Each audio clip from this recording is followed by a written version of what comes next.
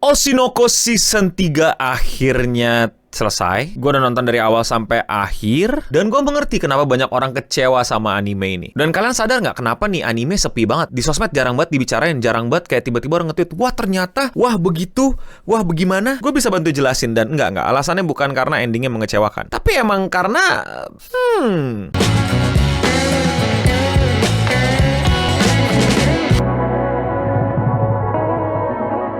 Oshinoko Season 3 akhirnya selesai dan sepi banget orang ngomongin Oshinoko 3. Serius deh, kalau lo bukan teman-temannya fandom dan lain-lain bakal nggak rame gitu. Merupakan kelanjutan kisah dari perjuangan Aqua dan Ruby menahan horninya dan akhirnya bebas untuk melakukan incest. Gak, canda. Tapi ya, kan kalau lo nonton lo tahu tuh di akhir season kayak waduh, ya gue nggak kaget lah sama hal-hal beginian di manga, karena kalau lu udah wibu dari kapan tahu ini hal yang kayak Japan just being Japan. And again, ini fiksi, jadi silakan pilih dinikmati atau dimaki atau dicuekin, tentu saja lu bisa pilihan yang lain. Menurut gue secara visual konsisten dari season 1, season 2, season 3 tetap dibawakan dengan indah, meriah, pewarnaan, dan terutama kalau lu sadar kekuatan dari Doga Kobo Studio ini adalah lampu yang indah menemani entertainment district di Jepang, yang dimana tema besar dari anime ini adalah tentang bagaimana entertainment di Jepang sebenarnya, realita kejam yang dibalut dalam serial fiksi dengan tema seorang idol group. Gue udah bikin versi present gue ya tentang season ini, dan kalian bisa tonton dulu di sini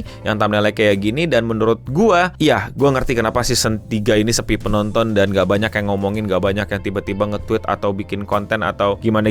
Iya, oke, sebelum ke situ biarkan gue review buat gue pribadi dulu. Menurut gue emang kurangnya bukan salah di animasi. Seriusan, animasinya menurut gue doing a great job. Ini problemnya emang ada di cerita yang menurut gue gagal. Bukan gagal dalam artian jelek, tapi gagal menjaga pacing dan gagal menunjukkan bahwa dirinya bisa lebih baik daripada dirinya yang sebelumnya. Poin gue adalah season 1. Season 1 episode 1 adalah puncak dari Oshinoko. Setelah itu turun pelan-pelan. Bukan jelek banget, tapi kayak turun tapi konsisten gitu loh, kayak apa ya, berat badan orang yang nge-gym gitu loh, ngerti gak sih? Lu bukannya kayak jut juga gitu gara-gara pakai obat atau suntik atau operasi, tapi kayak ya pelan-pelan kayak oke.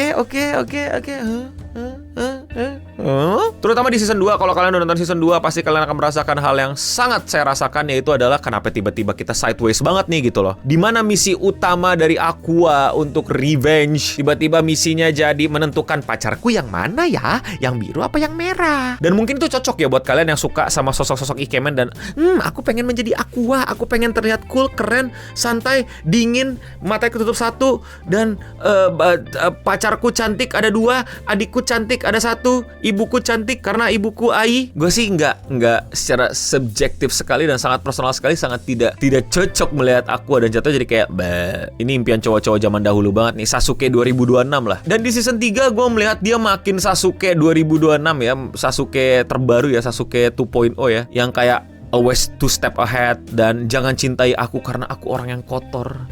Aku tidak akan menjadi orang baik. Kamu lebih layak sama orang yang lebih baik, tapi akan terus kutempel kamu biar kamu akan kelingi padaku. Momen tangga Aqua sama si siapa namanya Akane itu ya. Itu gue nontonnya sambil dan nunjukin lagi seberapa coolnya Aqua dengan selama ini sebenarnya aku adalah seorang manipulator. Aduh, sorry banget nih, gak cocok di gue.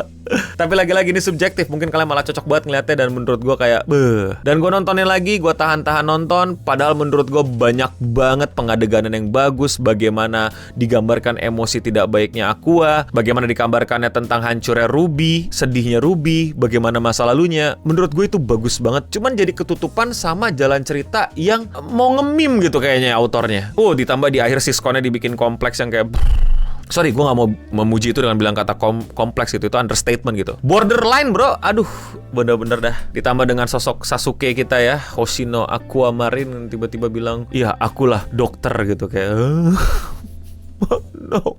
Sebenarnya season 3 ini menurut gue menarik banget untuk gue yang gak baca manga. Disclaimer buat yang belum tahu, gue gak baca manganya, cuman gue tahu what's going on ya. Gue pengen banget tuh tahu gimana kalau si Ruby yang matanya sekarang jadi hitam gitu, sedangkan si Aqua yang matanya jadi putih gitu. Jadi dia yang menuju kegelapan gitu, sedangkan Aqua yang menuju keterangan gitu. Tiba-tiba kayak cuman gitu doang. Bener deh, kayak cuman terus Aqua balik lagi.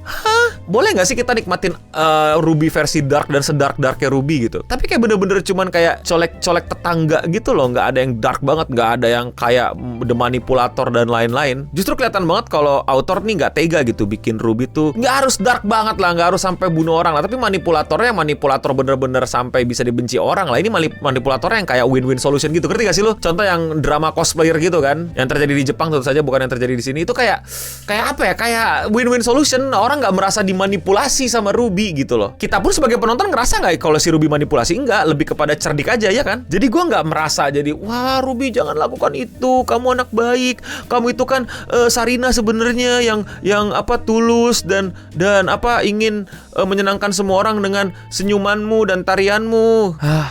Nggak dapet bro, jadi kayak ya udahlah mau gimana nih gitu loh. Iklan dulu boleh kali. Thank you buat semua yang udah support channel gua, terutama sama yang member alias yang klik tombol join di bawah atau tombol gabung. Yes, harganya cuma 10.000, tapi itu benar-benar bisa nge-support gua untuk terus bikin video-video kayak gini. Buat kalian yang udah join, gue ucapin terima kasih. Buat yang belum join, jangan lupa jadi member di sini. Namanya beda, punya avatar sendiri dan lebih kelihatan kalau komen. Dan kalau 50.000 kalian bisa nyaksiin beberapa video live streaming gua yang nggak gua tampilin ke publik. Thank you Singamari Aristoteles, thank you Singamari Leo. Yang belum bisa jadi member nggak apa-apa, tetap thanks buat semua supportnya, like, comment, subscribe dan lain-lain, atau sebarin video ini atau di klip juga boleh. Now back to the video. Nah disinilah menurut gue yang akhirnya gue pribadi tuh jadi kayak bener-bener lost sama magicnya. Yang pertama tadi gue sebut ya, season 1 episode 1 terlalu bang, tapi secara story dan secara per episode dan per season tidak kuat menjaga bangnya itu ya. Kematian Hoshinoi itu udah terlalu besar dan sisanya tidak terlalu sebesar itu, tidak terlalu mengejar besarnya kematian Hoshinoi. Lalu yang tadi yang seperti gue singgung juga gitu, yang bagaimana Ruby menjadi manipulator tapi nggak sejahat itu, atau kayak ujungnya win-win solution buat semua orang padahal dia lagi diniatkan untuk digambarkan sedark itu, tapi kayak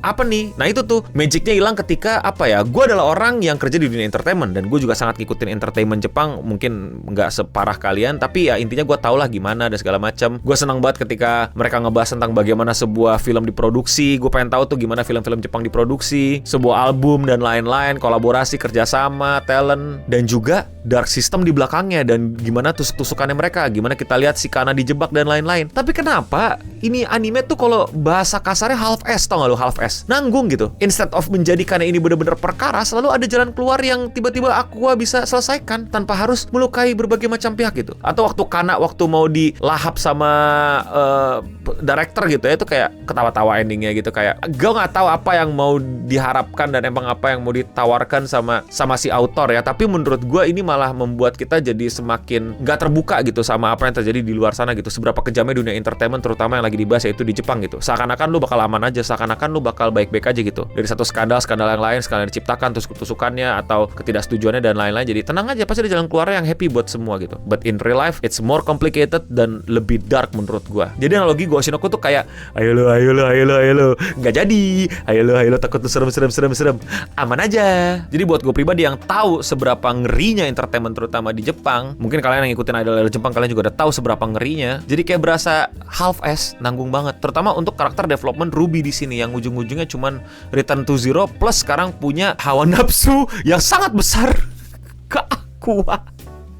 Tolong! Dan ya mau nggak mau ending dari mangganya itu berpengaruh besar terhadap kekecewaan orang-orang dan mungkin nafsu orang-orang untuk nonton apa enggak ya. Kayaknya udahlah nggak usah gitu. Tapi mau nggak mau ada satu hal, faktor X gitu. Bukan salah studionya, bukan salah pengarangnya, bukan salah gimana-gimana, tapi faktor X di mana mereka ini keluar dan berani berantem lawan the big three mungkin sekarang, yaitu adalah JJK, Frieren, satu lagi siapa ya? Apa yang keluar ya? Penasaran. Apa ya? Jojo! Anjir gue lupa. Jojo! Ya intinya mereka mau bersaing nih, top name nih. Tapi ya sayangnya ya market bilang enggak, pada milih Jojo, pada milih Frieren, pada milih JJK dan mungkin title-title lain, dan sehingga Oshinoko ini kurang kedengeran. Bukan berarti gue berdoa yang terburuk. I hope all the best buat yang suka dan fansnya. Menurut gue kalau kalian fans banget pasti seneng, karena menurut gue kualitas animenya sangat dijaga, tetap sangat indah, terutama pencahayaan dan warna benar-benar nunjukin seberapa glamour, warna-warni dan terang industri Jepang, tapi kadang-kadang bisa cuman merah dan hitam doang. Jadi direksi dan juga visualisasinya menurut gue masih top notch. Secara hype,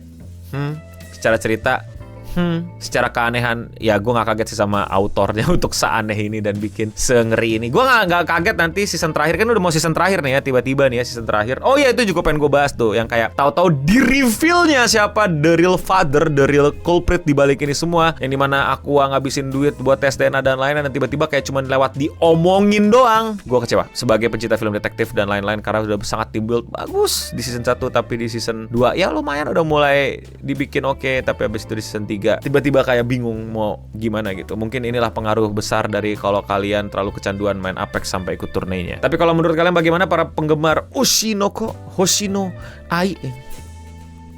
Bibib! Apakah kalian tim Kana? Apakah kalian tim Akane? Apakah kalian Power Ranger biru? Apakah kalian Power Ranger merah? Aku Power Ranger pink! Kalian pikir gue pilih Ai kan? Enggak. Ai itu Power Ranger ungu, bro. CEO Power Ranger pink, mantap. Tapi kalau kalian Power Ranger apa? Komen di bawah. Dan bocil kecil itu kayak muncul lagi dan nggak tahu mau ngapain, dan ya udahlah. Tapi gue tetap senang nontoninnya untuk liatin visualnya. Sekali lagi visualnya sangat bagus, sangat indah. Walaupun secara cerita gue kayak bisa nonton sambil makan atau sambil main Slay the Spire 2. Kalau menurut kalian bagaimana? Komen di bawah. Kalau kalian suka sama konten kayak gini dan kalian mau support gue, lakuin dengan sesimpel klik tombol subscribe. Komentar kali ini datang dari video yang apakah gue blunder nge-review One Piece dari Rich Toz. No, kapan nonton Invincible Season 4? Jawabannya nanti. Gue mesti ngejar JJK, gue mesti ngejar Vigilante, gue mesti ngejar apa lagi ya? Tuh nanggung tuh, gue pengen nontonin tuh apa Sentence to be Hero tuh. Terus Want to be Kamen Rider juga masih gue kejar. Terus apalagi ada beberapa movie yang pengen gue tonton juga. Capek, sabar, saya juga punya kerjaan. Gue lagi kasihkan main Elden Ring juga nih.